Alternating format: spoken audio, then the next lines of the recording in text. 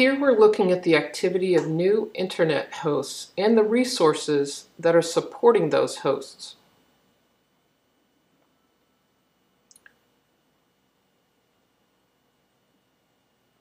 Each dot is a host, and as you can see, they're grouped by where they are located in the world on their IP addresses. The branches of the tree are based on the IP address, the ASN, the country, the registrar, and even the registration date for each host. But what good is a visualization if it's just kind of pretty or cool? I'm going to show you what makes this tool actually useful. What you're seeing here are hosts sorted by the clusters of resources supporting them. This shows you exactly what is going on with these new groups of hosts. This makes it possible to quickly evaluate whether or not these clusters contain potentially malicious hosts before they're even put to use. Each colored dot is a host. As I move my mouse over each dot, I can see the details of that host. First, the host name, then the country where the IP address block is.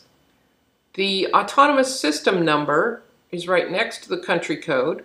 We have the LIR, such as RIPE, or Aaron, or Lachnick. Separated by slashes here, we have the octets of the IP address. This is what allows the clustering to show us very clearly where these hosts are grouped. Next, we have the registration date of the domain name and the registrar.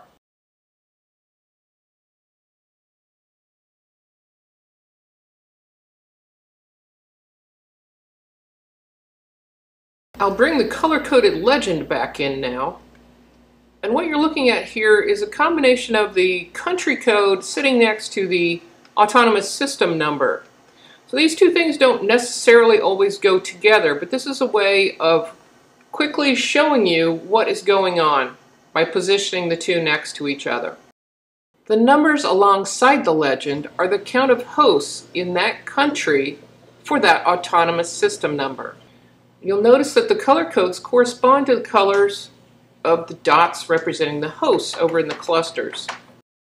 What I'd like to point out is that it is that very detailed information about each host and the resources that it's using that presents this clear picture of clustering.